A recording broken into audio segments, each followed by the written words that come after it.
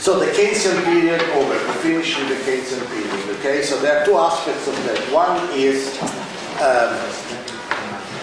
the theoretical problems within the so-called Keynesian synthesis, and the other is the real fact, the real historical, political factors that brought about the end of the Keynesian period. Okay? So, the Keynesian period, let's call it roughly, the French have a good expression for that, but I don't think that the periodization is completely correct. They call it les 30 glorieuses, the 30 glorious years, the 30 glorieuses. Because there was full employment, there was etc., etc. And they also give it a sociological formulation to it. They call it the Fordist period. Okay, that's completely wrong. I mean, because the notion of Fordism, in that respect, that the whole production was mass production, is wrong. Because today is more mass than it used to be before. No? So. But they basically, I agree here, what they say is that the system was based on a certain stable relationship, they call it la relation salariale, that is to say the wage relation was stable, in the sense that wages increased with productivity, which is true. Okay? It used to be true. Now it's no longer true. In the last, as of the 80s, it is less and less true, and now it's definitely out. You know, in the last 10, 12 years, it's definitely out. But it is true that the social compact in the West was based on wages growing with productivity. So if productivity grew, right, 5% a year, wages grew 5% a year, give and take, yes. And sometimes they even grew more than 5% a year. In Italy, throughout the end of the from 68 to 80, 81, 82, wages grew more than productivity. Okay? Also in France, there were periods, and in the United States, during the real golden age of the United States, the best economic period, they were the best economic period of the United States. The two best ones. Number one was Second World War. Second World War was a bonanza for the United States, okay? This bonanza. And the 60s, not the 50s, but the 60s, because of three big things that had a Keynesian impact on the United States. Number one was the Vietnam War, then the so-called arm race with the Soviet Union, and the arm race was started by the United States. It was not started by the USSR. The Soviet Union was not interested in having an arms race, but they started, especially the intercontinental ballistic missile program. That was a real big booster because the entire states of Colorado, Utah, entire states and industries were based on the intercontinental ballistic missile. It was not something nothing. And all the other things, you know that most of the things that Soviet Union, now it's coming out with secret documents which are being opened, you know, after so many years they are being released and so forth. All what the Soviet Union used to say in the 50s and 60s and 70s was absolutely correct. And it was presented as Soviet propaganda. And it was absolutely correct. What the Soviets said, it was absolutely correct. Now, you know, there were this story of UFO, you know, the Martians coming, the flying saucers, the Martians coming to Earth, right? That they used to see. And the Soviets immediately said, look, this is an American trick. what people think is an unidentified flying object is in reality, those are new American weapons. Okay? They are new American weapon systems, and therefore flying things for weapons. Okay? That's what the Soviets said. And it turned out to be completely correct. It was completely correct.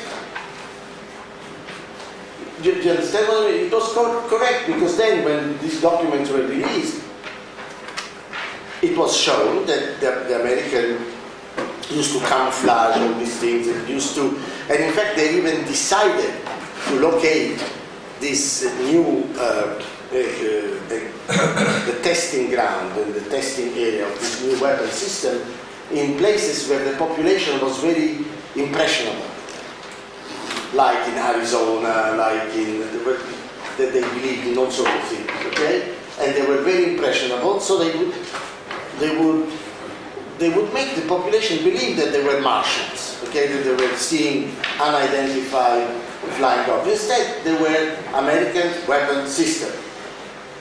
The Soviets said, look, you have a secret area which is as big as an American state almost, okay?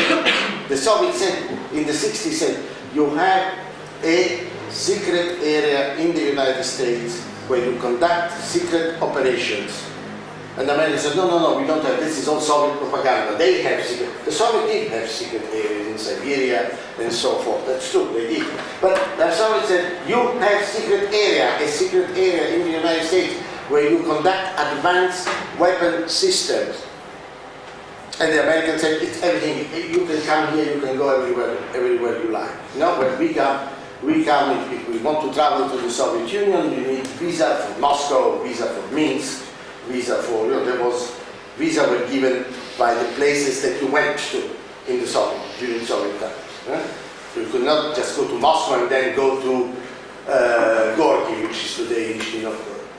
They didn't, you could not, that was closed city because it had a lot of industrial military stuff.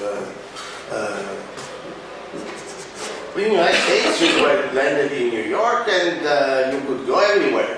Not the people from Soviet Union, though, but from the West, you could go everywhere. Whereas in Soviet Union, even if you came from Czechoslovakia or from Hungary, etc., you still had the visa for Moscow, Minsk, Kiev. It was specified where you wanted to go. And so the Americans said, you can come and see us, you can travel everywhere you like. Right? But that was not true. They could travel everywhere you like, but the place that they earmarked for special weapon systems, there had no roads, There were no airports, for civilian airports, no road. So you couldn't go there. There was simply no road. And this is called Area 51. And very recently, they actually recognized, the State Department made it public. Yeah, it exists. It's Area 51. And there's a huge fantasy type of literature on Area 51, okay? They think that there is a Martian there in Area 51, which is, you know that? They think that somebody came from outer space, crashed in Arizona, and it's being kept there, kind of mummified, and kept there very secretly. But this is all stories. The real thing is that Area 51 was very big. It's a very big area. It's bigger than Belgium and Holland put together, so it's very big. And it's an area for special weapon systems, out of which came very significant aircraft. There was the U-2, the famous U-2 that was shot down by a Soviet missile in 1960, which was flying over the Soviet Union, was a very high altitude plane, very high, could fly 30,000 meters, very, very high altitude, almost at the edge of the stratosphere. It could fly and could overfly that for the USSR and take pictures, especially in the area of Baikonur and all that sort of stuff. where the missile system was, then the Soviet managed to shoot it down in 1960 with a missile. And that plane comes from Area 51. It's the U-2 development. And after that, the the Americans developed another plane. That was before the development of satellite systems, which flew up to 100,000 meters. 100,000 meters means that you are basically out of the Earth. And the characteristic of that plane is that it could still fly within it was essentially a spacecraft and a plane at the same time, supersonic. And that could not be shot down. That also not Area 51. All that was out of budget. There was no budget in Congress. How much do we finance Area 51? You see? So the military industrial program was big in the United States, very big. Intercontinental ballistic missiles, this stuff of Area 51, plus Vietnam War. This is huge Keynesian impact on American economy. Huge. Which means that in NATO.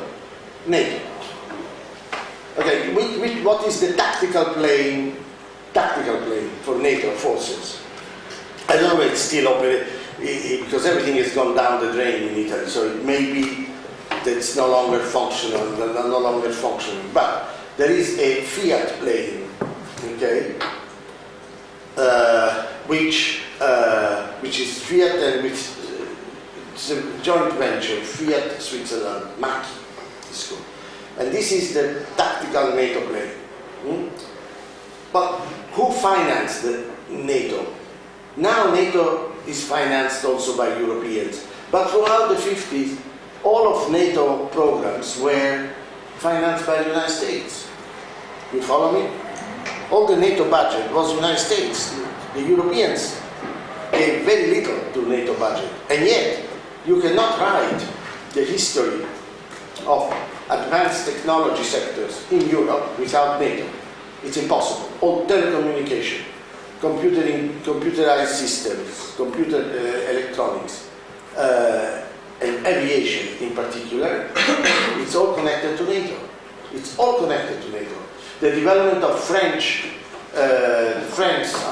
has the most advanced aviation industry in Europe. They have their own aviation industry, Airbuses and all that sort of stuff. But this comes all from the support that France got, number one, during the Vietnam War in France, from the United States. Number two, it all comes from the participation in the 50s and up to the mid-60s, early 60s, of France in NATO, which allowed the development of French aviation industry as part of the NATO industry, of the NATO. That was all financed by the United States. This is the real Keynesianism. That's the real Keynesianism.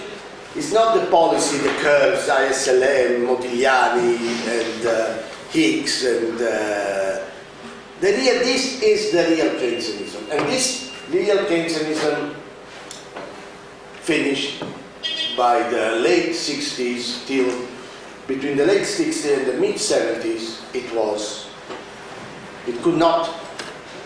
It fell apart. It could not work anymore. Because the political economy of the United States got into a mess as a result of especially the Vietnam War. Okay?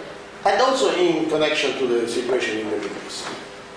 Also that, because in connection to the Middle East, a much more complex story, the issue of the Middle East, because there were a number of factors that operated in the Middle East. There was the British before the whole business of setting up Israel, which initially was supported for quite a while by the British, because without that they could not have possibly set up Israel, and the role that Israel played in relation to Nasser, to all this.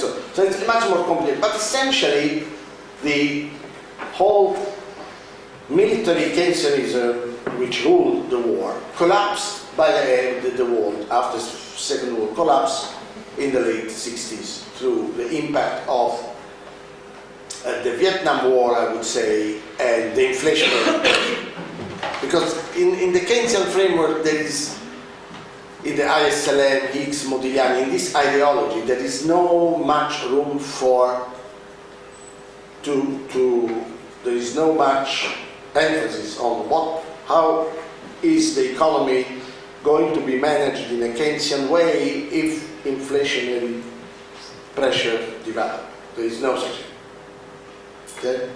So what happened in the early 70s is that here in the United States, the other part of the world doesn't count. The only other part of the world that counts is either Soviet Union or China, but Europe is nothing, zero completely. And Japan also has to dance according to the United States, and then they organize their own thing. But the tune is given by the United States. Okay, so the United States developed budget deficit, but this budget deficit were not Keynesian budget deficit. A Keynesian budget deficit generates employment, right? A Keynesian budget deficit is like building a bomber, producing a bomber, right? So you have workers in the bombing, in the B-52 factory, etc. That's Keynesian. Okay? That's the Keynesian outcome of the budget deficit. You produce the bomber not for Keynesian purposes, but the impact is Keynesian. Okay? And the budget deficit of the 70s, they were not connected to that. Before, as a matter of fact, they were connected to the end. The Vietnam War was coming to an end. Okay? The Americans wanted to pull out of they wanted to pull out of Vietnam, and they wanted to Vietnamize, as they used to say then. Kissinger is a very Mephistophelic person. He's the nastiest person that you can possibly imagine. And he wanted to say, okay, we keep fighting this war. We really meant bombing North Vietnam. That's what it meant. And but using the American Air Force, but using South Vietnamese soldiers. Okay? And that failed. Completely failed. Between 1972 and 1975, it failed. Okay? So Vietnam won over the United States. And so then came in 1971 or 1972, I don't remember exactly the date, came the agreement between Brezhnev and Nixon. And the agreement was the famous START 1 agreement, which was, and now they have renovated it, and they decided to review, they START 3 with Putin, they did. That is to say, a reduction of nuclear missiles, because they have all these nuclear missiles around, and these nuclear missiles are pretty bad things because not just because they can blow up, they don't necessarily, but because they are getting older and older and they are leaking everywhere, and so they're actually quite complicated things to get rid of. But you have to get rid of, and you have to try to dispose of all this stuff.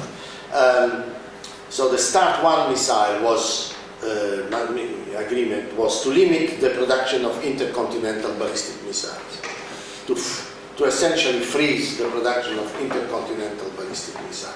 That put a freeze on American military industrial complex. They could not keep producing these things. So all these factors, Vietnam War ending, essentially pulling out, and therefore that meant less demand for military stuff. START program, less demand for these things. That created a situation whereby the military-industrial complex, which was perfectly understood by Eisenhower before, just when he was about to leave the presidency, he left a message saying, beware of the military-industrial complex, which he himself built, by the way. So, that was not pulling anymore the economy. And the American economy actually was getting into a sort of recessionary situation. Growth was, unemployment rose, growth fell. 1969, 1970 is a recession year in the United States. And the deficit that came out, there were deficits as a result of unemployment, of lower growth. There were not deficits as a result of Keynesian policies. Okay? So, and then there was, inflation was building up, mounting. Confidence, international confidence in the dollar was falling. There was expected devaluation, so there was speculative movement on the dollar until 1971. I remember that because I was in Selva di Valgardena, because it was the 15th of Selva di Valgardena, you forget about economics. Okay? Selva is one of the most magnificent places in the world, okay? Because it's in the Dolomites, it's fantastic. And that was a period in which I was climbing mountains, so that was the last thing I was thinking was about economics. But in the evening, in the place where I was, in the evening on the television comes President Nixon, 15th of August 1971, and says, bye-bye. It says, Bretton Woods agreement is over. That is to say, the dollar is no longer as good as gold. The dollar used to be as good as gold, in the sense that there was $33 were worth 1 ounce of gold. And that was the Bretton Woods system was based on that, on a fixed parity between dollar and gold. And all the other currencies went through the dollar. Okay, so dollar was considered to be, was officially considered to be as good as gold. Instead of asking for gold, you ask for dollars. It's the same. Okay? And this is what James Bond did not understand. I'll tell you why. It's very important to James Bond. It's very important to understand Keynesian economics. At the end of the Keynesian period. So he comes on the screen and he says, I am decoupling the dollar from gold, which meant that exchange rate internationally, exchange rate instead of being fixed, they became floating, fluctuating, free market, in other words, exchange rate, okay? Depending on the foreign exchange market. Of course, he didn't say I'm totally out of that. He said, okay, I'm suspending, we'll start negotiations to have a new system, which he considered to be epoch-making, new, absolutely stable, and they started negotiating with Japan, Germany, France, and Britain, and it's called the Smithsonian Agreement, which lasted 3.5 months. 3.5 months. So basically, that's what I'm not mentioning.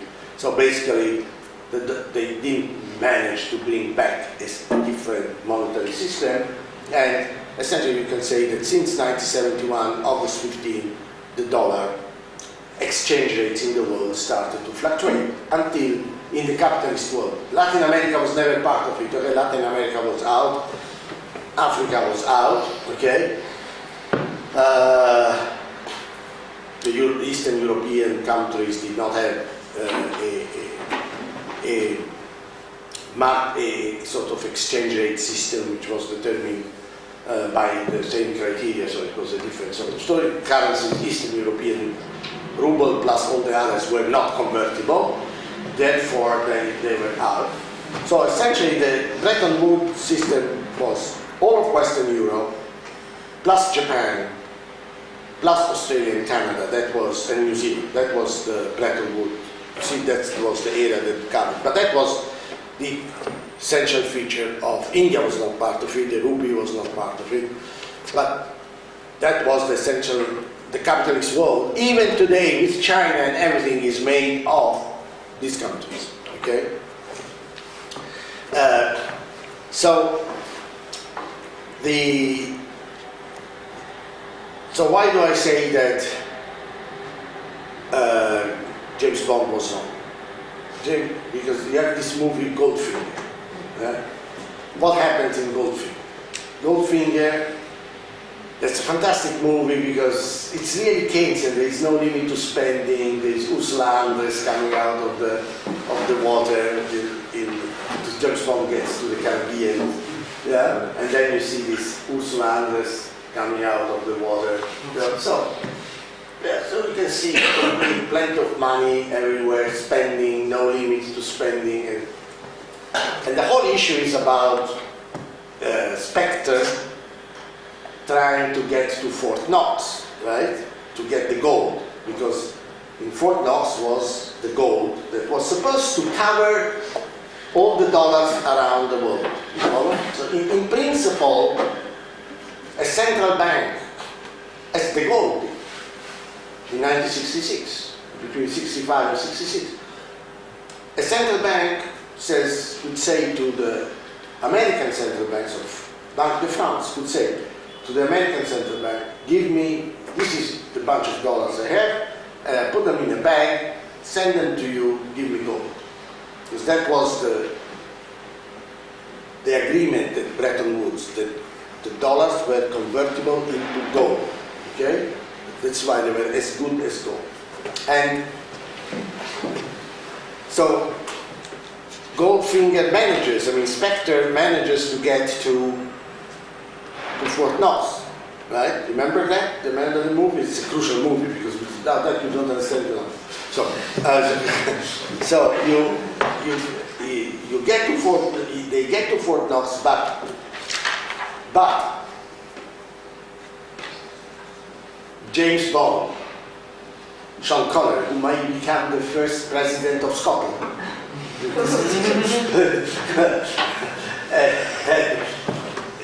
Sean Connery, who was abducted by a woman pirate, right?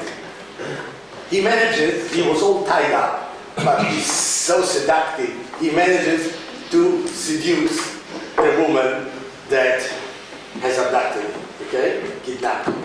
Okay? So she changes sides, and she's the commander of a bunch of planes that are supposed to support the operation of the ground forces of Spectre that are attacking Fort Knox. Okay? But she switches sides, and she manages to bring instead of she manages to bring James Bond to Fort Knox, where all the gold is, and he gets in, and he manages to deactivate the bomb that was supposed to explode if they were not paid with the gold of Fort Knox.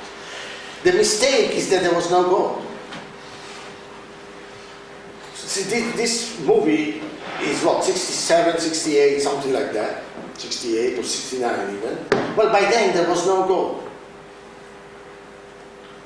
This is the dollars in circulation in the world as a result of all these spending various states and Vietnam War and Korea and Taiwan and setting up all this, propping up all these countries in Thailand and so forth. All the story. I mean, why is it Thailand now a pretty developed country? And why is that Singapore such a fantastically rich area? Why that developed in such a way is like being in a sort of aseptic world. Singapore, where Singapore is like being a totally aseptic world. Why is that they are such? But that's because of the United States. This is they were part of the political an economic system of the United States in Asia in relation to China and in relation to Vietnam. That's why it didn't develop because business and so forth, nothing to do with that. They had business before, and there was basically entrepot coastal trading. Singapore, since several centuries, developed as a coastal area, as an important trading point. But otherwise, it would not have gone much further than that until it became a central hub for the United States system, okay, with ASEAN, with the creation of ASEAN in East and Southeast Asia. So all that meant that dollars flowed out, because the United States had no limit to spending dollars, no limit. The United States has the international money, it prints these dollars, and it pays for the thing that they use the dollar for, independently of any constraint. There is no constraint. They can monetize everything. You understand? They can monetize everything. The agreement, however, the international agreement between the United States, Britain, France, all the capitalist world that were under Bretton Woods implied the possibility of converting dollars into gold. And that was out. That was impossible. Because the amount of gold available in the United States was a minute fraction of the amount of dollars held by central banks, okay, in the world. De Gaulle understood that, and he called the bluff. And he called the bluff. By the way, had he succeeded in getting what he wanted, the long boom would have ended very quickly, okay? Because he was pushed by a monetarist view. And he asked for the gold back. And Johnson, President Johnson at that time said, no, I'm not giving you the gold back. If you don't have this gold, I'm not giving. The whole agreement is that the dollar is as good as gold, provided you do not ask for the implementation of the agreement. If you ask for the implementation of the agreement, we are out, we don't have the gold. So, and de Gaulle insisted and insisted, and said the Bundesbank became a bit the mediator. Why? Because the Bundesbank had extra, Germany was in surplus, therefore, as always, they are always in surplus, these people. So they had surplus dollars, so essentially, but they also had gold holdings, so they volunteered, they were told by the Americans, okay?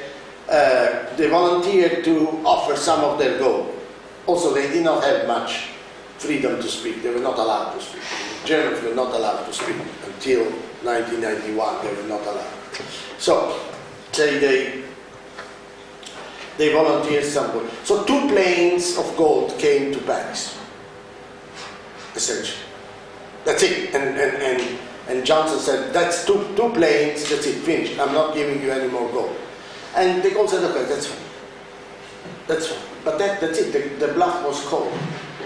Credibility in the Bretton Woods, not so much in the dollar, but in the Bretton Woods system fell. So everybody knew in the financial circles that something will give, that the Bretton Woods system was not sustainable. There was an alternative there, and the alternative was, the possibility was to increase the price of gold, because to devalue the dollars relatively to gold. So if you needed, if 1 ounce of gold was $33, okay, 1 ounce of gold, 33, well, you bring it to whatever, 100, say, you increase it by 3 times. Well, at this point, you make the prices of gold more expensive. Well, at this point, you can balance that, you can. And this was considered at the level of IMF. It was taken into account as a possibility. But this possibility had 3 obstacles, essentially. the two most important and one most important also, who is the largest producer or holder and producer of gold in the world? Who is the largest? South Africa. No. Solid. Yeah. So, if you increase the value of gold by 3 times, you give an enormous financial power to Soviet Union. And that was out of the question, okay?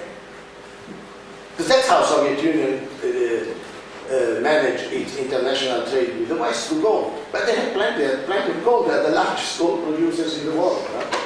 In the West, the 2 largest gold producers are number 1, South Africa, number 2, Australia. That are in the Western world, in the capitalist world. But in the world over, it's Soviet Union, in particularly Russia. That's where the gold is located. And therefore, if you increase the value of gold, you depreciate and devalue the dollar, that's fantastic for Soviet Union, fantastic. International. So this was out of the question in those years. Out of the question. The second element was also South Africa. Okay, it would create a major problem between the United States, the West, and the African countries, because it would also strengthen South Africa. Although the West was behind apartheid, so apartheid was supported by the United States, by Britain, by most of NATO, So the West was behind apartheid, was not against apartheid. Okay? Was not against. It's very important. Was for the apartheid regime, supported it. But they had to sort of take also into account the other African countries, some way or another, especially in those years that there was significant anti-colonialist movement in Africa, and that would have been. So that was also ruled out. Okay? These are the 2 major. And the second thing is that the other European countries would not be so happy to see their dollar holdings devalue. Okay? You understand? Because for central banks that had dollars were equivalent to gold assets. So if you have a gold asset and all of a sudden your dollars are devalued and are no longer worth as they were before, then of course this also creates some discomfort, which could be arranged, mediated, but just the same. So this route was out. So the only way was to get out of the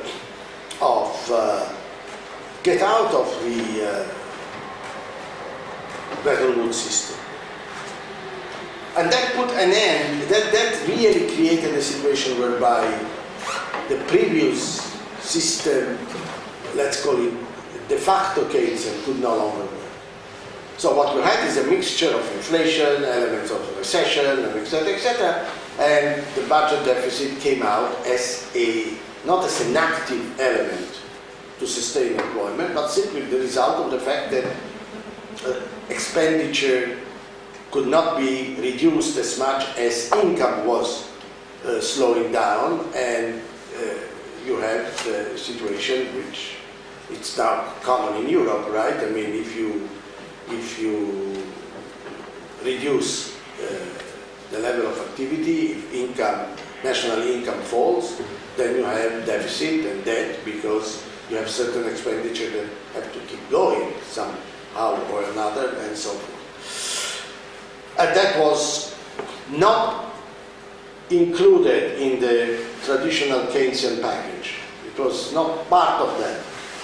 So, in the mid-70s,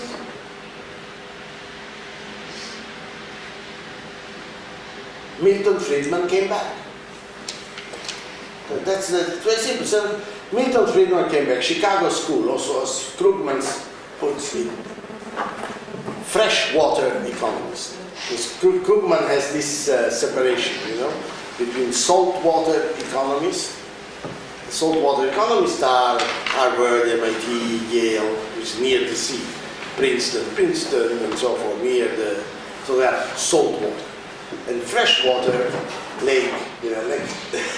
lake-based economies, Chicago, right? Chicago school is freshwater economics. So freshwater economists came to the Chicago school and Milton Friedman. But what came back is not Milton Friedman himself, because Milton Friedman said, look, maybe there is some room for Keynesian policies. It was not taught, there may be, but no, don't make too much of it. That was, the real issue is, when you have inflation, you must control the supply of money on the basis of the quantity theory of money, right? You must control the supply of money. That's the issue. Don't trust too much Keynesian policies, because you have Keynesian policy connected to Phillips curve ideas. That is to say, don't trust, first of all, you have expectations augmented Phillips curve. So the Phillips curve is not stable, as I mentioned yesterday. It's not true that you can have a fixed trade-off. And he's right there, he's absolutely right. You don't have a fixed trade-off. People make calculations. Their calculations are not the calculations of policymakers, because people are more rational than policymakers, and because they are in the real economy. They make the calculation on the basis of optimizing blah, blah, blah, blah, and as a result of that, they will factor in inflation, and the Phillips curve shifts, and it becomes less and less trade-off and more vertical, steeper, okay? More steep. So, that's Milton Friedman. But in 75, 76, etc., the monetarist view was no longer presented by Milton Friedman. It was presented by his pupils from Chicago. Okay? A guy called Lucas, Lucas, another guy called Barrow, Barro, okay? Another guy called Sargent, Sargent. These were the people who were articulating the monetarist position. And this was a complete change, even in relation to Milton Friedman. What they argued, this is called rational expectation.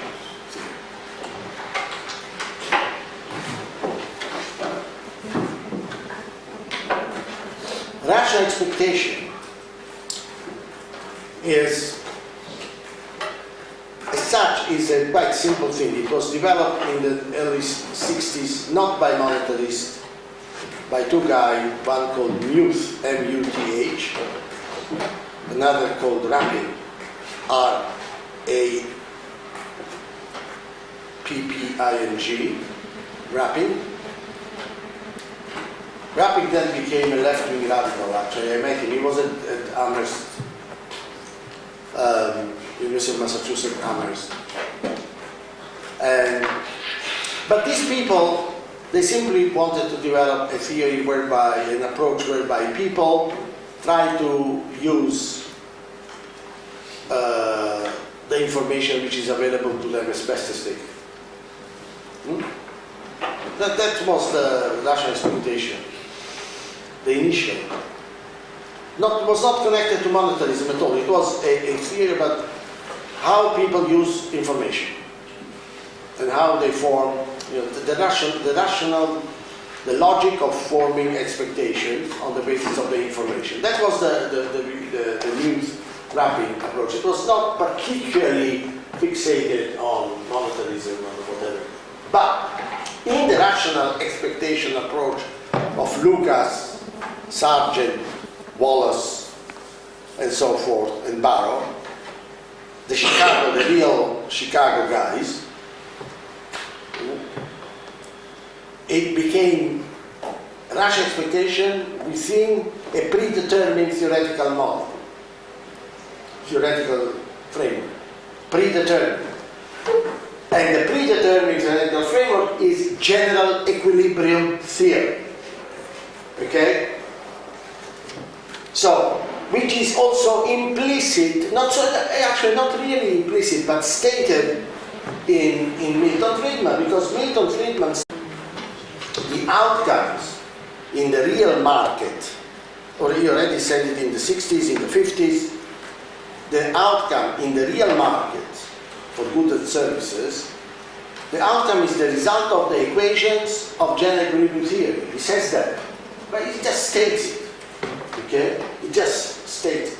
So, the rational expectation people, of the Chicago school, they put rational expectation strictly within the framework of general equilibrium. In other words, to put it in a very simple way, they say the real economy is a general equilibrium economy.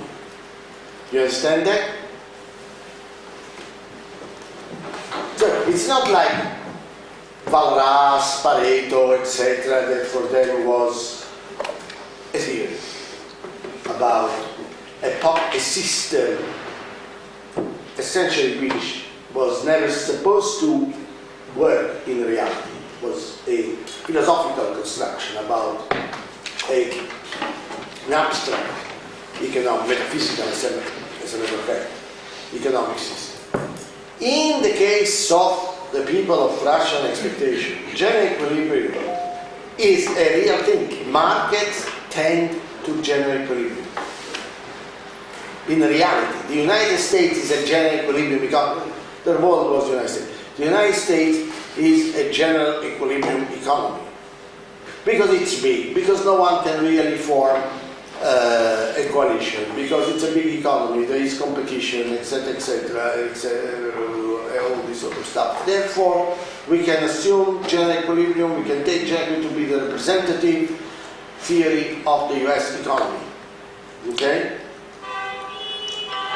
This is the first. Second step. People know that. Who are you? They say.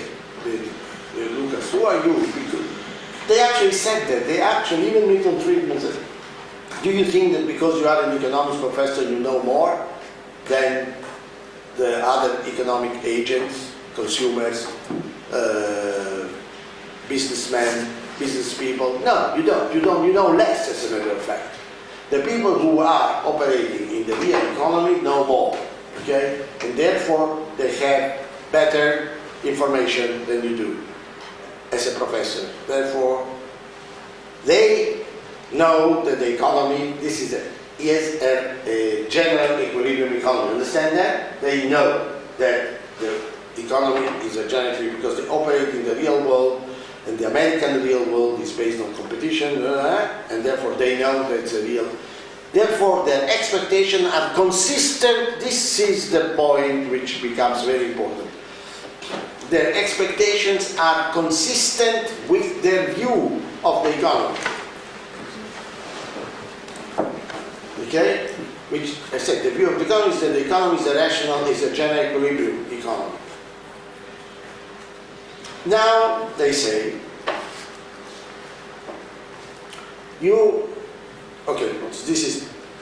then they add, they say, you are telling us, all of you here, Modigliani, MIT, Yale, the American cases, all of you are saying, if I come to you and ask you, what do you think, how is the long term of the economy determined, you all tell me, you all believe that it will be a validation general equilibrium or Excel type general equilibrium, which is the same thing as validation in the long run. Okay, you all agree.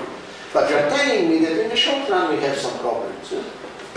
That we can have either Higgs type liquidity trap situation, there is unemployment of Modigliani, wage rigidity, so we are telling you that's not true. That's not true. There are no such thing as rigidities. Because the people have rational expectations based on the view that the American economy is a general equilibrium economy. Therefore, there is no gap between the short run and the long run. This gap between short run and long run is wrong. It's not true that we have a problem in the short run and in the long run we do not have that, because in the long run we get all the results, because in the long run things change, and therefore in the long run competition will make itself felt, then the economy will be moving toward a general equilibrium, this kind of situation. Well, we are telling you that this happens from day one. We are telling you that the behavior of agents will behave consistently with their view of the economy from day one. They won't just wait for the long run to manifest itself. You follow me? So agents don't have this gap between short run and long run. They will behave consistently with their expectations from day one. And since their expectations are patterned, modeled over a general equilibrium framework, they will behave from day one as if the economy were actually operating under general equilibrium conditions. Therefore, there is no trade-off between inflation and unemployment, which means that the Phillips curve is completely vertical. Okay? And money becomes super neutral. It's not, in Friedman it's neutral, but not super neutral, because Friedman says there are expectation, inflation augmented expectations. So Friedman says, look, your view that there is a stable trade-off between inflation and unemployment, and on this basis you establish your mix between fiscal and monetary policies, well, that's not so good, because in reality people factor in inflation and they will build their expectations accordingly, and this will change the position of the Phillips curve. It will make it stickier, it will make it more steeper. Okay? Therefore, that trade-off that you think is stable is not stable, and it's moving against what you want. Okay? Therefore, the crucial issue is really, in relation to inflation, is the supply of money. That's the Milton Friedman. So that's neutrality of money, but not super neutrality. He allows a bit of room, not that much, but he allows. In the rational expectation approach, money is super neutral. Super neutral. It's called super neutrality of money. That is to say, money affects only the price level. That's it, finished. Only the price level from day one. Day one, minute one, second one. At any point of time, money is absolutely super neutral. Okay? And that is it. Therefore, all this way we come to the issue of policy announcement. Therefore, all the policy, so they think in terms of policy announcement, because policy announcements become important. Why? They become important because they based on the reasoning on the idea that people make use of information. So a policy announcement, you give them bits of information that they have to filter. You understand? You give them information, you make a policy announcement, and the policy announcement say, Keynesian policy announcement, budget deficit, I'm going to have fiscal policies because I want to absorb unemployment and so forth, I want to ease unemployment. Well, they say these policy announcements are going to be discounted because people operate under the idea, under the view that the system is general equilibrium and the Phillips curve is completely vertical. Therefore, a policy announcement of a Keynesian type is at best irrelevant. That's the Ricardian equivalent theorem. It's irrelevant, won't do anything. And at worst, is actually trying to confuse agents. But agents are not stupid. They will go around it. So they will nullify. Agents are always stronger in their rationality than policymakers in the Lucas approach, and they will always manage to actually get the result. So your policies are ineffectual, and at worst they will create inflation. There is a problem here in this approach right away, and the problem is that if money is super neutral and does not affect the real market, because the real market is always moving and tending systematically as of day one toward equilibrium, why should you care about inflation? Why should you care about inflation? No? What's the difference if I get 100, say I get what, $2,000 or euros a month now, and I get 4,000 next month, and prices have gone up by 100%. What's the difference? I keep buying exactly the same thing. Yeah? So why are you focused on inflation? Why is your problem inflation? Why is so bad inflation? If money is super neutral, inflation is also irrelevant. Right? It's also irrelevant. And in fact, there is a case, I must say that there is a case that sort of invalidates the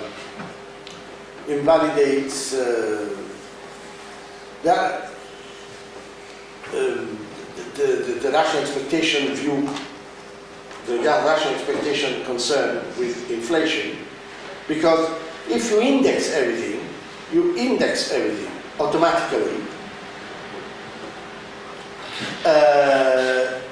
inflation stops. There is no reason why you should increase prices, you see? If even everything is indexed to prices, so you increase everything by, so wages rise exactly as the rate of inflation, rent rise exactly as the rate of inflation. All prices, wages, prices, everything rises. There is no incentive to increase prices anymore. Finished. Do you understand that? The incentive to increase prices is when you can make gains from that. But if everything increases at the same time, there is no reason why you should increase prices. Huh? And inflation stops. So if you maximize inflation, inflation stops. You follow me? You can benefit from some people can benefit from inflation if there is a differential. But if there is no differential, why should people who can set prices, why should they keep increasing prices? They don't make any gains out of that. And there has been a case that proves it. It was in the 80s. It was actually in Israel. Israel was in hyperinflation because of the military expenditure, the invasion of Lebanon, and so forth. Inflation was very high. And actually what the Israeli central bank, the government and the central bank did, they indexed everything. Everything was rising exactly the same, and inflation, very, very quickly, inflation faded away. Because at this point you don't have to, there's no incentive to increase prices. Okay? Many people got impoverished as a result of that, by the way. I mean, it's not that, it's never neutral, okay? It's never neutral. But the indexing everything eliminates the need to be concerned with inflation. Inflation it's not they are preoccupied with inflation, but you don't see the result of inflation. What does inflation do? I don't care if I get €1,000 or 5,000 euro and prices go up all at the same time, the same percentage. I don't care. I still get €1,000 in real terms. So what's the difference?